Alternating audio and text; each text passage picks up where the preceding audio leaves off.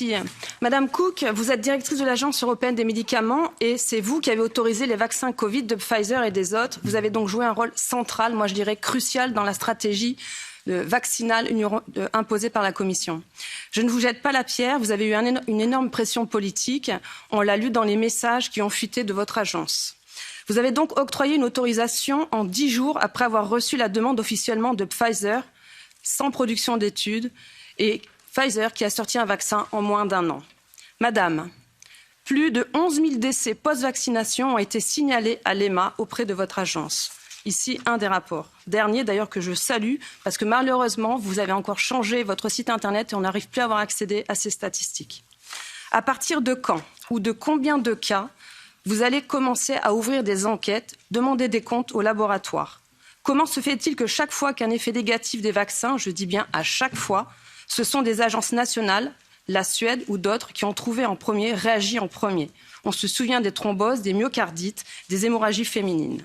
Et l'EMA a toujours été la dernière à réagir. Alors que vous avez les moyens, presque 1 000 employés, 417 millions d'euros de budget en 2022, dont 357 millions payés par les laboratoires pharmaceutiques. Vous nous direz aussi d'ailleurs combien vous verse le laboratoire Pfizer-BioNTech. Dans cette crise, vous avez paru laxiste et pro-labo. Pfizer vous a dit 95% d'efficacité. Vous avez répété 95% d'efficacité. Vous savez, les laboratoires ne disent pas toujours la vérité. Vous devriez le savoir. Vous avez travaillé pour les lobbies pharmaceutiques, excusez-moi. Le dernier temps qui me reste, en fait, je la consacrer à Valérie, maman de Justine, que j'avais invitée à venir ici, mais qui est en arrêt maladie et pour cause. Bonjour Madame le député. Ma fille de 20 ans s'est faite vacciner par obligation afin de rentrer à l'école d'infirmière à Montbrison. Première dose, 7 août 2021. Deuxième dose, 28 août 2021. À partir du 12 octobre 2021, malaise, tête lourde, tête oppressée, cerveau embrumé, tachycardie, palpitations, sueur, membres engourdis, vision floue, jambes qui ne la portent plus, fatigue. Se sont enchaînés une multitude de rendez-vous chez notre médecin traitant. À savoir que Justine n'est pas allée voir de médecin depuis 4 ans. Aller et retour dans les hôpitaux, on nous parlait de dépression, de spasmophilie. Tout ça en même temps que Justine essaie de suivre ses études d'infirmière. Elle travaille beaucoup à la maison, se déplace pour les partiels qu'elle valide haut la main, mais n'a pu effectuer tous ses stages. Aucune prise en charge. On ne nous écoute pas. 23 janvier 2022, guérison quasi complète. Justine est totalement guérie. 5 février 2022, pour ses études d'infirmière, on oblige Justine à faire sa 3e dose. Elle dort pendant 30 heures. À son réveil, tous les symptômes sont revenus. Plus de bleu sur tous les membres inférieurs. Herpès, peau qui gratte, après alimentation, modification du goût. Elle n'a plus accès à son cerveau selon ses propres mots. Grâce au bleu, nous sommes un peu plus pris au sérieux. On nous dit effet indésirable dû au vaccin, mais personne ne l'écrit. 6 avril 2022, rendez-vous au service des infectieux à l'hôpital Nord de Saint-Étienne. Le professeur nous dit Covid long. Pour confirmer ses propos, il fait faire une prise de sang, sérologie négative. Justine n'a jamais eu le Covid. À demi-mot, il reconnaît que c'est le vaccin, mais ne l'écrit pas. Il nous envoie au centre de rééducation par le sport pour les Covid longs. Nous rencontrons un professeur qui l'a fait passer à ma fille. Je sais que vous allez vous couper, mais madame, non, je ne vais pas te couper. Est en train de nous regarder et c'est important parce que ces témoignages qu'on reçoit... Parler un peu plus lentement pour la traduction, s'il vous plaît. Et oui, on a plus de 3 minutes, donc il est nécessaire. Je vous remercie, madame la présidente. Nous savions pertinemment que ce n'était pas dû au stress. Nous partons sans prise en charge. Le professeur me demande de m'occuper de la rééducation de ma fille. Durant le test à l'effort, le cœur de Justine monte à 194 battements par minute et reste à 122 battements par minute pendant plus de 30 heures. En effet, à son réveil, elle se lève à 122. J'appelle le professeur, inquiète, il me dit qu'elle a dû faire un rêve agité. Nous recevons son compte-rendu sur lequel il écrit « Effet indésirable suite à vaccin contre l'hépatite B ». Malgré mes appels téléphoniques, sa secrétaire m'informe qu'il refuse de modifier. Ne sentant pas capable de gérer la rééducation de ma fille, je lui ai demandé si nous pouvions faire appel à un kiné. Nous allons chez un kiné qui très rapidement décèle un problème cardiaque chez Justine. Elle appelle elle-même notre médecin traitant afin que Justine consulte un cardiologue.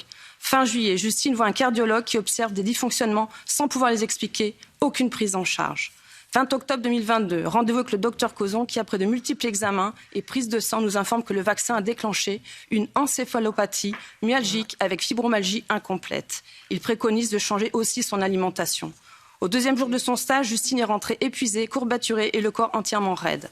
C'est un énième effet indésirable de la vaccination. En effet, de nombreuses femmes en Covid long ont ces effets lors de ces règles. C'est important d'écouter jusqu'au bout. Mais parce que ce que je regrette, c'est que l'EMA passe son temps Oui. tous les jours à Je pense que répertorier c'est des clair. cas. Je pense Et ça, que c'est ce sont clair. des vrais cas. Et vous avez qu'une partie de la face émergée de l'iceberg, parce que 10% font cet effort d'envoyer leur témoignage. Et ce que je regrette, c'est qu'à ce jour, vous répertoriez dans ces beaux documents et que c'est classé et que c'est terminé. Vous ne prenez pas en compte ces cas, parce que vous l'avez encore dit en début de séance, que le vaccin est sûr et efficace. Non, madame, le vaccin n'est pas sûr et efficace. Vous passez votre temps à répertorier. Et déjà des gens qui passent leur temps à écrire, ça prend du temps. Des gens qui passent leur temps à nous appeler. Et je vous invite, pour conclure, je vois que l'Union européenne veut mettre en place un numéro vert d'accès à des SOS. C'est bien. Moi, je demande à ce qu'il y ait un appel téléphonique aussi directement dans votre agence et vous preniez en considération toutes ces malaises, toutes ces demandes, parce qu'il y a des vies derrière ces numéros d'appel, il y a des vies derrière ces lettres. Sorry to learn about the 15-year-old girl who's suffering all these problems, but it's very difficult for me to comment on an individual patient experience.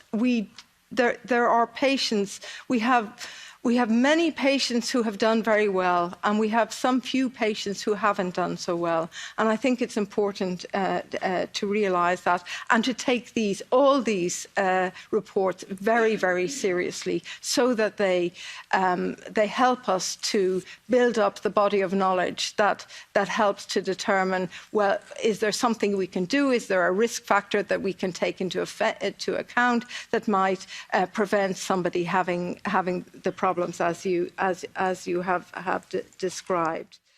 Et maintenant, pour en venir à la question sur le financement, je crois qu'il est essentiel que nous disposions d'un système indépendant pour la réglementation des médicaments. Et il est vrai que notre système actuel s'appuie sur des fonds qui sont collectés de la part de l'industrie, mais nous avons une politique très forte en matière de conflit d'intérêts. Nous tenons extrêmement fort à la communication. Nous avons un système d'examen par les pairs qui rend très difficile pour toute personne le fait d'influencer l'issue d'un processus ou d'une demande quelconque vu notre système de lutte contre les conflits d'intérêts et d'examen donc par les pairs. Et je crois que nous devons toujours compléter ce que nous faisons déjà par des financements supplémentaires pour avoir des études supplémentaires, complémentaires. Nous essayons toujours de faire au mieux avec les ressources dont nous disposons, mais il est évident que l'on peut en faire davantage dans toute l'Europe. Voilà, je crois que j'ai fait le tour. Je vous remercie.